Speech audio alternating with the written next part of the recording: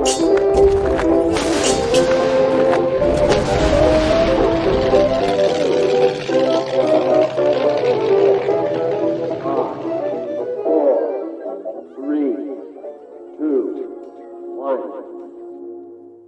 Chalke History Festival special series on history with Jackson. Hello and welcome to History with Jackson, the home of accessible and digestible history. And welcome to our Chalke History Festival special series, where we'll be talking to some of the historians, living historians and performers here at Chalke about what they're doing at the festival and their work. Now, Chalke History Festival will be covered comprehensively through History with Jackson, be it on our social media, our blog, and our podcast. So if you wanted to check out more and learn more about what's happening at Chalke, do head to the links in the description below. Now, without further ado, I'll leave you to our Chalke History Festival special series episode. Hello and welcome to our Chalke History Festival special series here on History with Jackson, and we are joined by Martin Brown. How you doing? I'm really well. It's really nice to be back. It's stunning. I've missed a couple of years, and I felt like I have been missing out.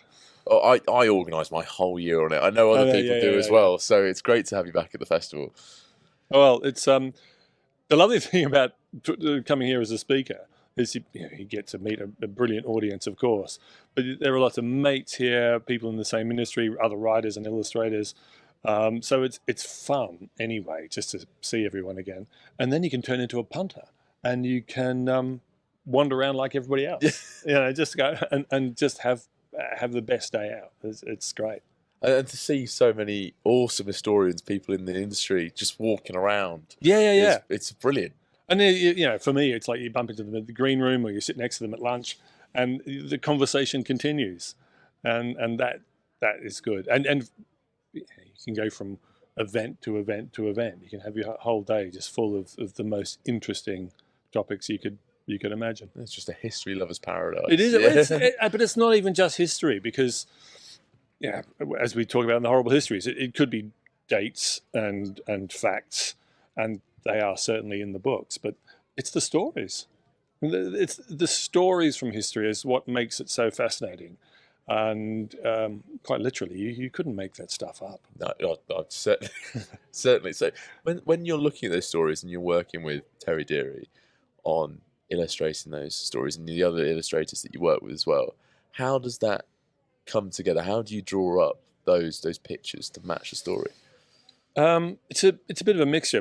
My background is cartooning, so when we were first put together, it was my job to literally write the gags. We wanted them to be a very, very approachable books. I mean, they're gory in a fun way and all the rest of it, but the fun of it was terribly important. So getting me on board was the answer to that, because I'd been doing it with another series of books with the same publisher, so that they knew I could do it. So it's taking from those stories something that I can expand upon for a humorous angle.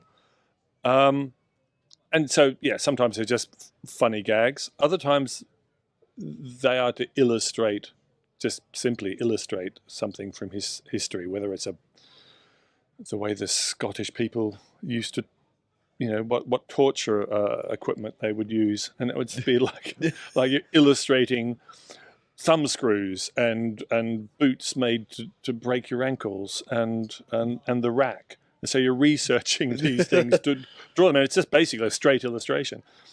So it's a lovely thing to work on in that regard, because you've got that creative gag writing thing, but also illustrating even the clothing they used to wear.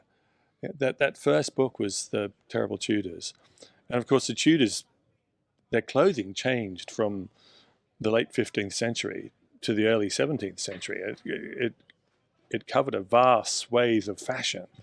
So even looking at that was fun. It's really interesting to see how you're tying it all together and going through Google, and your search history must be rather weird for some of these. Well, yeah. I've got a vast. I've got pictures of Henry VIII from every conceivable angle, any painting that's ever been done of him. But back in the day, I mean, cracking, Horrible Histories had their 30th anniversary last year, which is both wonderful and ever so slightly scary. So I used to go to the library and just strip the shelves of the entire subject. I mean, poor kids having to do their homework. They'd go there and there was nothing on Romans, because I had it all. And then, of course, with the internet, everything, I could, if I wanted to do a picture of Tacitus, now I can find all this reference material. I can draw him rather than just some generic Roman with a toga on. It's really interesting how your style of researching for it has evolved as the series has gone on. How different is it then illustrating for children with Horrible Histories and illustrating for adults, cartooning for adults? Well, apart from the sort of gags you can write, I don't think the style changes too much. All illustrators tend to draw the way they draw. It's got to be a little bit informative. I mean, if I've got to draw a Tudor in a costume, it may as well be accurate. Yeah. If I'm doing a rough, it may as well be, half correct, sort of thing. But otherwise, it's the sort of humour we can do, and even that's changed over 30 years. Tastes have changed, public opinion has changed, rightly. So there are some things we stay clear of that possibly with adults, with an adult audience, that they're going to have the background and have the context to put everything. It's funny how we used to, because we're talking about the Tudors, we'd be lopping people's heads off left, right, and centre. And we have got a little bit more squeamish about that now because of the news. Burning people at the stake was pretty popular back in the day, but it's kind of hard to make a gag about it. Yeah. So we don't editorial. Well, we don't edit ourselves, but we have to be aware of the way that society moves on. So we're just sort of maybe not as gruesome as we could be with kids, even though they'd love it, I'm sure. No, I'm really sure. I mean, I loved seeing all the gruesome ones when I was growing up. But how does it feel that your illustrations and your work with Terry has influenced this next generation of historians coming through? Because a lot of them, as you talk to them and say what influenced you and what got you into history, they often say the Horrible History series. I know. It's I don't know whether to be chuffed to bits or slightly worried. I don't want that kind of responsibility. It's lovely. It's really nice. But I think it goes back to those stories I was talking about. All we're doing is showing them to people or introducing those stories to people. And once you're hooked, once whether they're funny or fun or interesting, then you want to think, well, hang on, there's more to this. And of course, as you know yourself, once you start looking at history, it's a bottomless pit. Oh, yeah. So can be dangerous. Yeah, I know. I was told once I knew nothing about the English Civil War. Absolutely. Coming from Australia, I thought, what is this? So I'll read this chapter, read chapter 12 of this great tome. But to understand that, I really had to read chapter 11 for the background. Yeah. But to understand that, I had to read chapter 10 for the background of the background. I ended up reading half the book backwards and then forwards again. And that's what history is like. It's wonderful because one door cracks open another door, which cracks open another door. And if Horrible Histories have got anything to do with it, I'd be thrilled. Well, certainly for myself, it opened several doors for me to go down and explore. And seeing this generation do that, I think it's really nice that you've played a role in these careers. Well, yeah. I mean, maybe I should pull rank and demand some books. I should go around to a historian and say, just give me some of your books, please. But yeah, people have come up to me in whether it's signing queues or places like here where you're meeting, colleagues. And I'm old enough now that people say, "Oh, I grew up in your books," and they're 40. That's horrible. But it's how nice is that? It's I really should read more adult history. I'm trying to catch up with the children's literature I've got to catch up with, but it is utterly fascinating.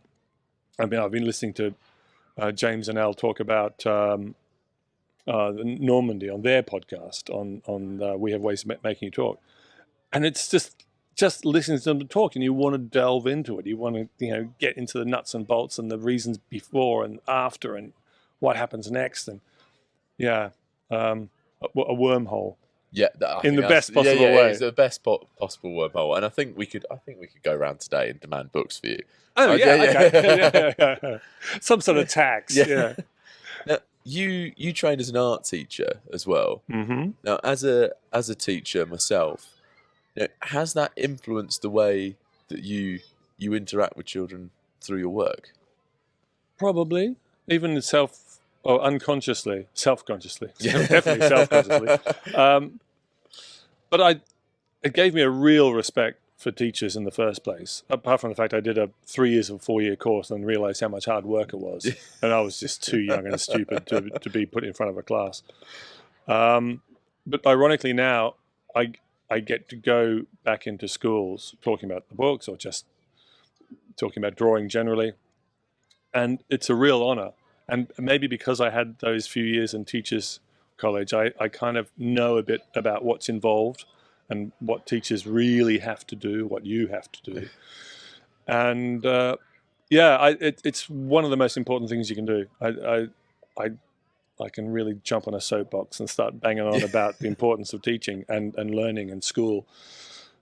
But yeah, it enables me to meet the children I'm writing for. And as you pointed out earlier, basically I'm not gory enough. Clearly. It's really nice that you're able to go back to schools and see the children and interact with the teachers and see how your work is being received. Yeah, no, it's lovely. And you got to be a bit careful that it doesn't all turn you into some big head, because it's a popular thing, and it's been on television, there's a movie, there's a stage show. It's still going on. There's other stuff in the wings coming up, hopefully, possibly. And the kids will ground you. They'll tell you what's Yes. working and what's not working, and that's really important. I think that's a great feedback loop for you to have. Absolutely, I couldn't agree more. I think it would be difficult to do this sort of job where the whole point is communicating with children or sharing something with children. It should be a bit of back and forth, give and take, sharing. And it's hard to do that from an ivory tower. From sitting in your booth, in your bothy, just working for yourself. So yeah, I really like meeting the audience or going to schools. And festivals are great. They're fun. You're talking to a mixed audience of kids and families and things. But often you're preaching to the converted. Yes. You're going to Cheltenham and Hay and Edinburgh.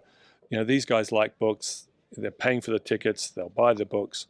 But going to schools, you're talking to the kids that may not have a book in the house.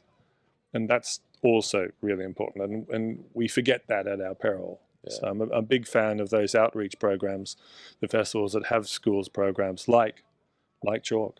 Yeah. No, I'm really glad you brought that up, because I think that's something important that we do and we continue to do, and something important that Chalke does. But speaking of Chalke, we're at Chalke History Festival. It's not as nice as it was earlier this week. It's a little bit overcast and rainy. But it's a soft, gentle English rain. Yes, perfect way to describe it. Yeah. It is it's barely raining. It's not proper rain. But it'll clear up. Yeah. Oh, it better do. There's supposed to be a bit of a fly past later on. I think so. I believe we had a Spitfire yesterday, and that was beautiful blue skies, and now it's a bit overcast. So fingers crossed. But yeah, no. Even if it doesn't happen for the clouds, there's a lot going on, and it's kind of nice because it's not gloomy. It's bright. It's perfect. Not too hot. Well, what's been your favourite thing? Not that you can ever get too hot in this godforsaken country. No, never so. But what's been your favourite thing that you've seen, heard, or witnessed, or learnt here at Chalke across the years that you've been coming? It's a big question. I know. Sorry. Yeah. I have to do some homework for that one. It's the unexpected things, because as a contributor, as a speaker, you can kind of pop your head into the backs of tents as you're walking past. I mean, just now. I was walking past. I just arrived and I was walking around, getting my bearings, saying hi, and there was the history of Test cricket going on, the speaking right now. And I just poked my head in. I was like, oh no, I got to go and do an interview. I'm sorry I dragged you away from that. As a sports fan, that's brilliant. I know, and that's the thing, is that serendipity, that kind of, you're never quite sure what you're going to come across, and it's all interesting. I suppose one of them was a talk a couple of years ago, and they had a full crew from a Lancaster. It wasn't the same Lancaster, but the guys who actually flew, they had, the radio operators, the gunners, the co-pilots, the bombardier, and so there was 8 guys up on stage with James Holland, and that was interesting, but a super privilege, because that's not going to happen much anymore. No. And just one thing, I think I stumbled across that too. I should read the program. Yeah, yeah. I think they're great stories, and I think they bring a little bit of you into it, but also a little bit of what Chalke's about into it. Yeah, I think the thing that makes people like myself want to come back is the friendliness and that link with the audience, with the customers, the people who are here because they're interested. There isn't a wall between us and them. So they're there, sort of thing. Yeah. And there isn't that. You kind of feel like you're all in it together because of the love of history.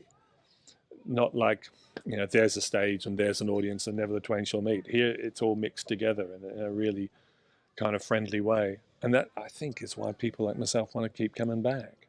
Well, I'd love for you to keep coming back. Wow, yeah. When it's, when the sky's blue. Yes, I would prefer that. That would be preferable.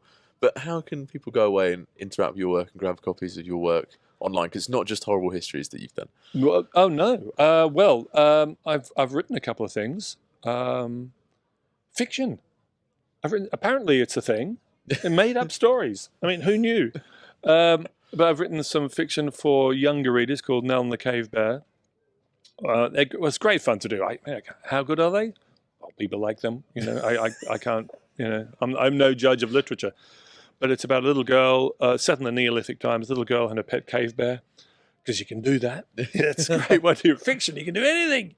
And her clan is worried about what's going to happen when the little cave bear cub turns into a 10-foot monstrous cave bear. So anyway, there are lots of adventures, of course. It's a gentle, it's almost an old-fashioned sort of story. No one gets divorced, no one dies. I like those ones. Yeah, it is. It's nice, and it's lots of illustration. And I've written and illustrated some books about animals, another love of mine, because I realized that there are so many species of mammals in particular, but all sorts of animals that no one's ever heard of. If the tiger was going extinct, of course, everyone would create a fuss, and rightly so. But if the illy piker was going extinct, well, how could no one's heard of it?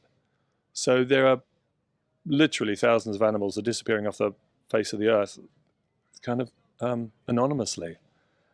And I thought that was terribly sad. So these books are an unashamedly cutesy PR job for a whole bunch of things that most of us don't know about.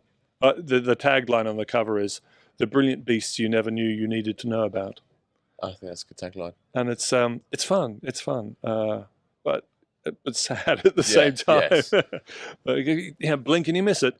So it's nice. It's nice to sort of step out of they're full of illustrations, all those things. But it was nice to step in the writing shoes for a change. God, they do go on. Writers? Yeah. What a bunch of moaners. God, they should try illustrating. Terry Deary writes the Horrible Histories in about 5 minutes. Okay, 3 weeks.